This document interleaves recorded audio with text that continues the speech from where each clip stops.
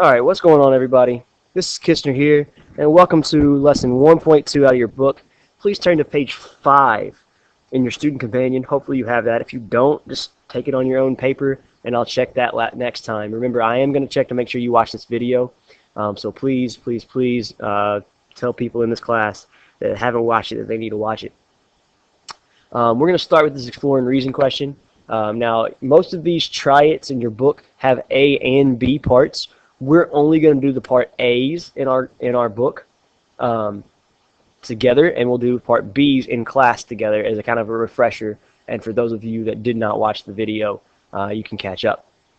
But the graph of f of x equals the absolute value of x is shown. Now you can get that out of your calculator. Calculator will actually graph absolute value functions, and we can discuss how to do that in class. So, but remember, the absolute value function just takes a negative and tells you its distance from 0, or essentially makes it positive.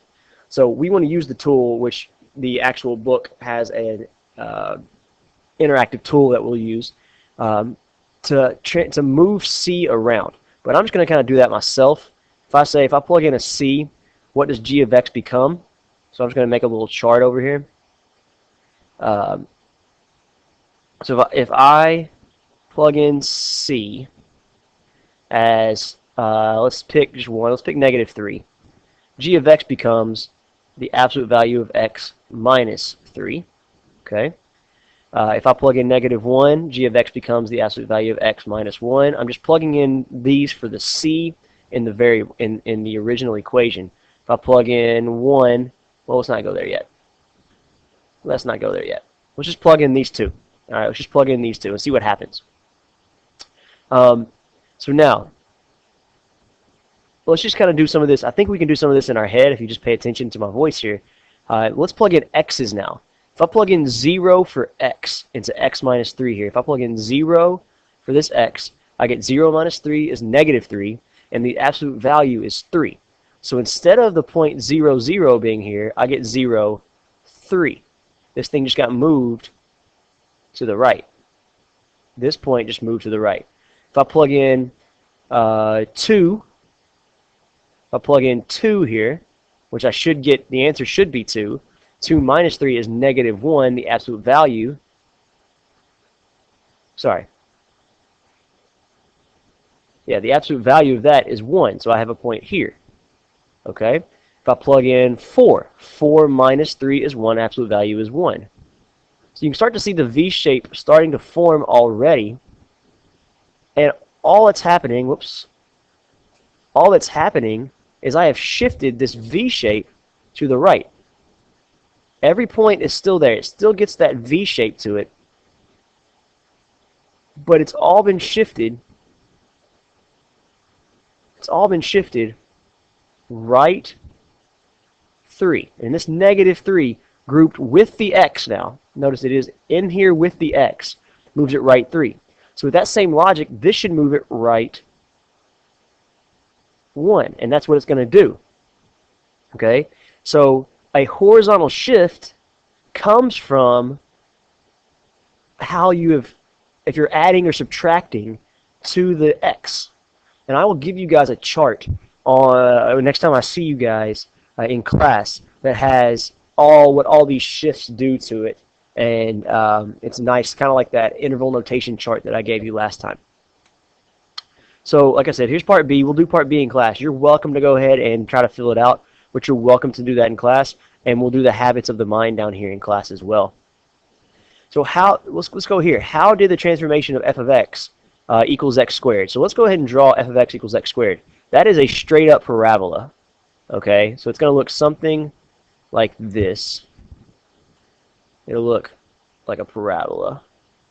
If I could actually hit my points. Go to g of x equals x squared minus 3.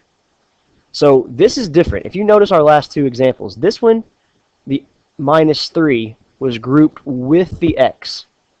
Over here, it's just kind of hanging out by itself.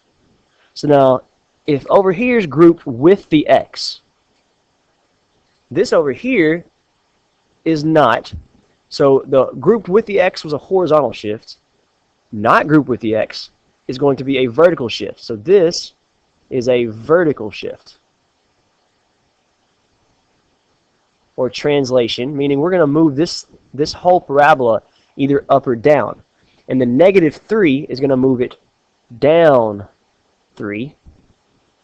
So all of these points get moved down 3 and form a parabola here. Okay? Now what that does is, to answer the question, how did it affect the intercepts? Well, f of x had one x-intercept at 0, 0. Right there. G of x now has 2 x-intercepts on either side.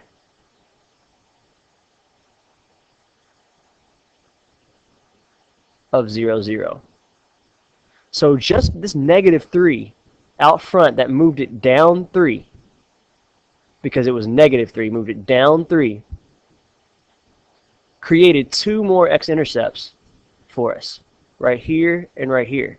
So horizontal shifts and vertical shifts can change the way we have to solve things completely. We'll talk about part B in class. Once again, try at example 2, reflections.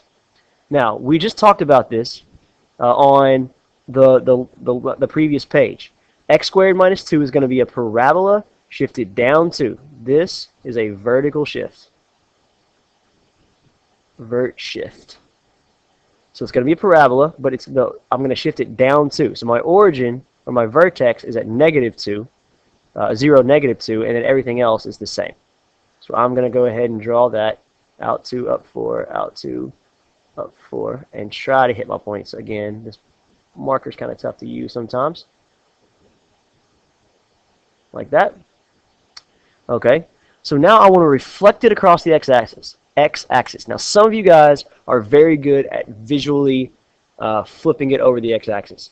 But what all that means is I'm going to take every single point and flip it individually over the x-axis, and whatever I get will be my new parabola. So this point, if I flip it over the x-axis, it just comes up here. If I take this point and flip it over the x-axis, it goes here, and likewise there. And I take this one and flip it over the x-axis, it's there, and symmetrically, this one's here. So it looks like this now. Now, let me ignore the black parabola now. All we're looking at is the blue one. And that is a parabola. That is x squared. So my new one is going to be y equals x squared. That gives me the parabola shape. I have moved the origin up to, sorry, not the origin, the vertex up to, so that's going to be a +2. But how do we get it to open upside down is the question. And what you do there, if you think about it, you've just made every x that should have been negative positive, and every positive x negative. And the way you do that is you put a negative in front. If I wanted -1 to become positive, I'll make it negative of -1. If I wanted 2 to become negative, I put a -2. All right? We're going to do part B in class.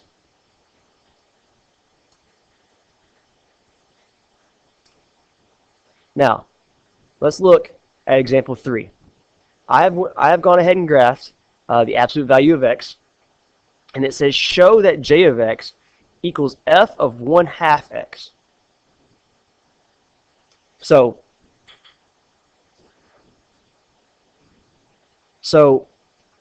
let's talk about what that means to do. The 1/2 is with the x, so before we even take f of x, before we even take the absolute value of it, we have to take half of our x. So if I take half of this x, -4, you get -2. So the absolute value, so j of x equals the absolute value of -2 in this case, which is 2. I probably should have used red there, but we'll do that in a second. So if I plug in -4, I get -2. Or I get 2, I'm sorry, 2. If If I plug in -2, so j of x equals the absolute value of -1, which is 2. Remember, I'm getting this because I'm taking half of my original x, half of x. So that gives me, so that's not 2, that's 1. Sorry, a little distracted here. That should be a 1. Go out 2, and it goes to 1. Half of 0, 0.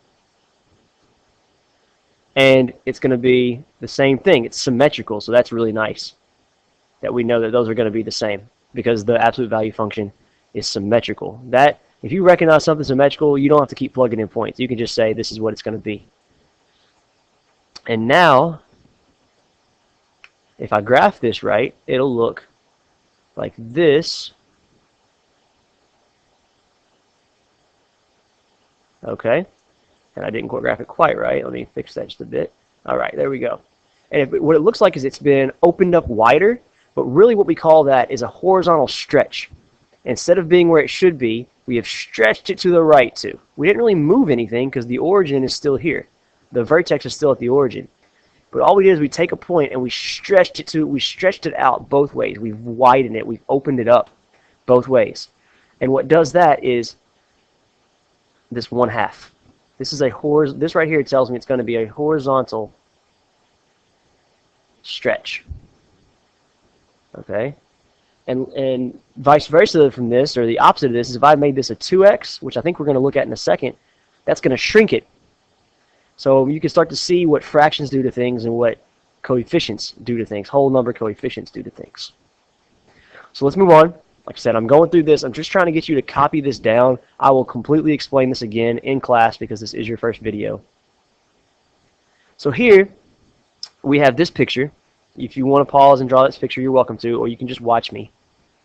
Y equals f of 2x minus 4. We don't even know what f of x is. We don't have a function for it. All we know is it's this weird graph over here. So in order to do this, you can plug in points. Right now, f of normal x over here, f of x, has the points -4, 2, -2, 4, -1, 3, and 0, 5. Okay, so we have those points. Those are the points we're gonna mess around with. Now, what this 2x is gonna do is a horizontal compression or shrink by 1/2 in this case. By 1/2 in this case, okay? So every x is going to get shrunk by 1/2, and then we're going to minus 4.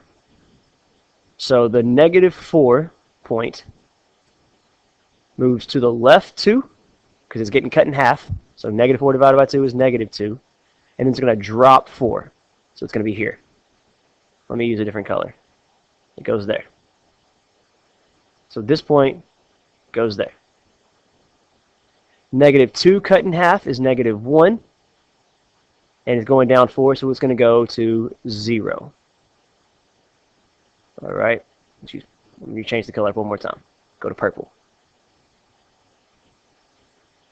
-1 cut in half is -1/2, and it goes down to -3 minus 4 is -1/2. So we're shrinking this thing a lot.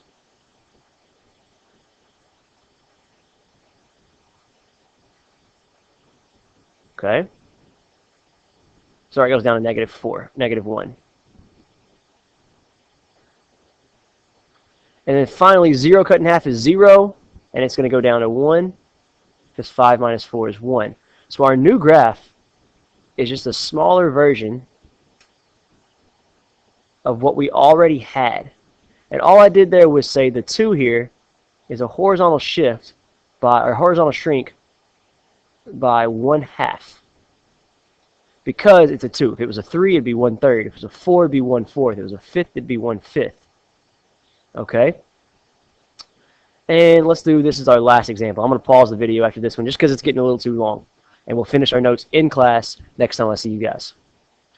What transformation of the graph f of absolute value of x are applied to the function g? So now, okay, so now notice this thing is on the outside, right? It's on the outside of the x. It's not grouped with it this time.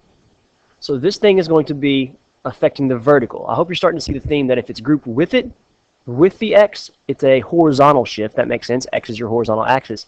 And if it's not grouped with the x, it's going to be a vertical. So this is going to be a vertical.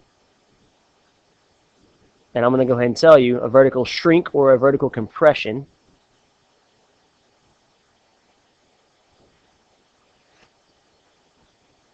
By 1/2.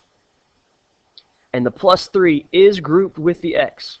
You can put parentheses around this and still get the same answer. So this is going to shift left 3. So you put those two on your notes, and we're going to pause the video right here. I'm sorry this video was kind of choppy. I got distracted. Some people kept coming into my room as I was recording. But I will completely re-explain this in class because of that. I apologize for the delay. And you guys have a great day, and I will see you guys in class. This is Kishner out.